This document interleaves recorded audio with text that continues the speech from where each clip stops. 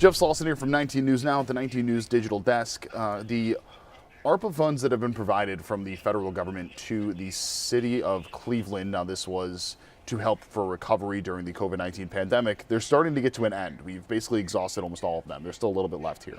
But an organization called Pre4Cle is hoping that $5 million can go toward benefiting and helping preschoolers and preschool education to improve their facilities. We spoke with them yesterday, you'll notice I'm wearing a different suit, about this initiative and why they believe that this is needed.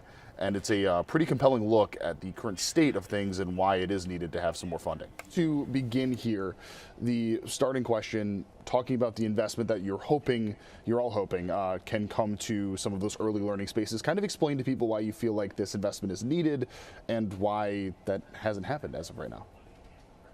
Sure. So Pre4Cle is Cleveland's plan to expand high-quality preschool throughout the city of Cleveland.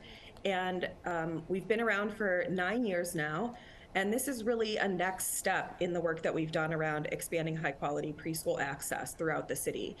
And what we're finding is that in many programs throughout the city of Cleveland, they are delivering really high quality educational programs. They have teachers that are degreed, they have great curriculum, great programs.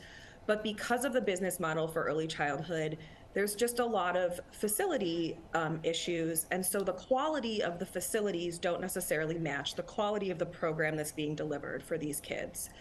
And so we think it's really important to make sure that that the spaces where kids are learning every day are safe and healthy, and also support the learning and development needs that help prepare them for kindergarten.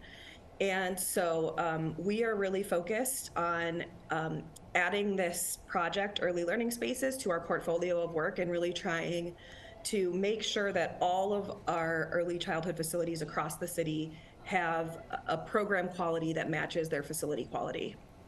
Do you feel like the preschool area, those types of early forms of education, do you feel like they're kind of lost when the amount of money or the donations or the grants are considered? Do you feel like preschool is just kind of an afterthought for a lot of those?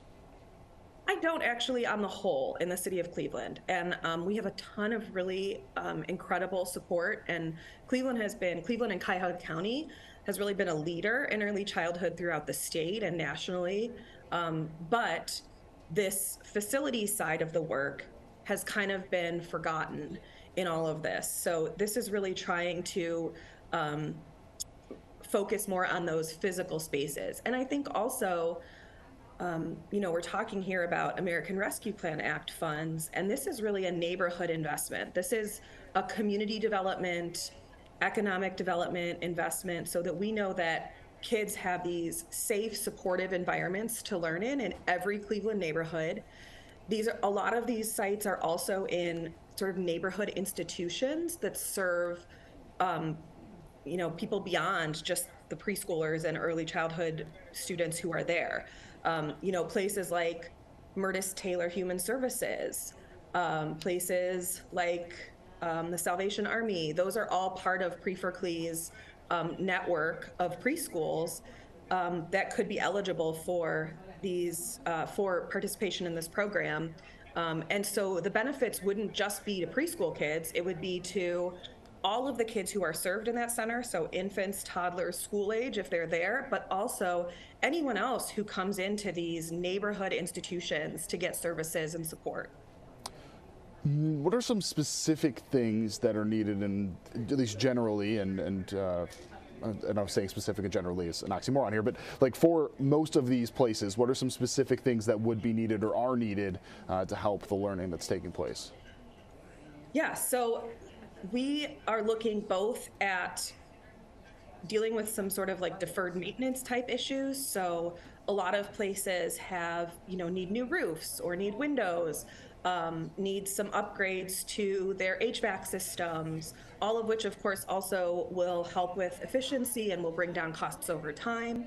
But then on top of that, we're also really thinking again about the learning and development best practices for young kids. So ensuring that the spaces, the classroom spaces themselves have colors that, promote attention and learning and natural light and outdoor play space and all of the things that we want kids to have. And also, a lot of what we learned during COVID around cleaning and sanitation and making sure that sites are able to be clean and be kept clean, to ensure that kids don't get sick in them. So we want all of those things in these learning spaces. So it's a combination of both those deferred maintenance kind of big items and also more cosmetic kind of improvements to classroom spaces and other spaces where kids spend a lot of time. Yeah, so it's big picture and small picture at the same time, because not every school is going to need that new roof, what you're saying, or fixed windows, but quite a few are. You mentioned the pandemic and COVID-19. I mean, that showed us how important early education is and establishing good habits and things like that. When you consider how much work you all feel still needs to be done with a lot of this early education, I mean, how much of a difference can it be if these things are provided, if the facilities are up to where they should be? I mean, how much of a difference can that be for the kids?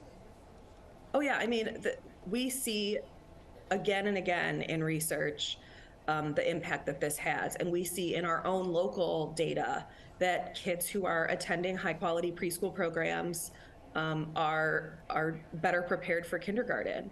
And again, the programs that we're working with in this project are all high quality programs that are delivering high quality education for these kids, and they're doing an incredible job.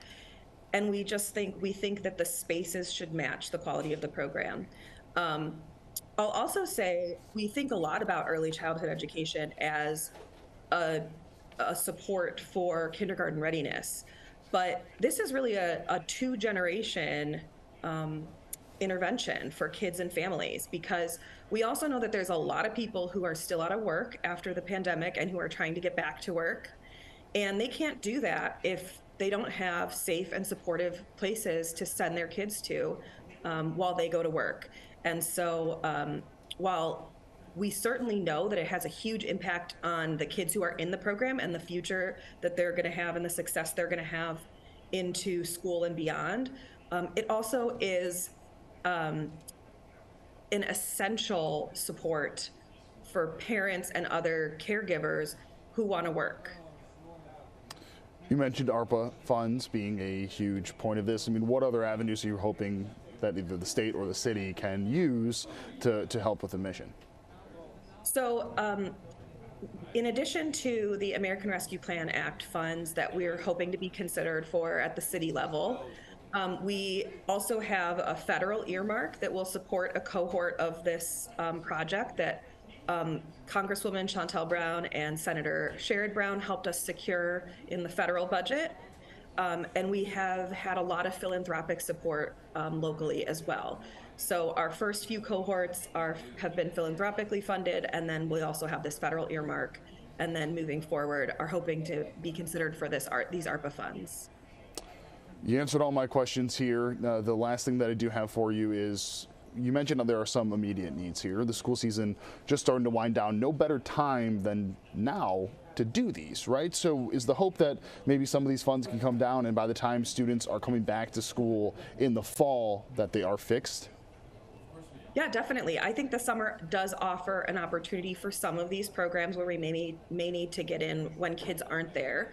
But many community-based childcare centers run year-round. And so this project, part of what this project does is really works with individual centers and programs to, like you mentioned, make sure we're meeting the needs that they have, because it's very different. Every site needs different things, so it's very personalized.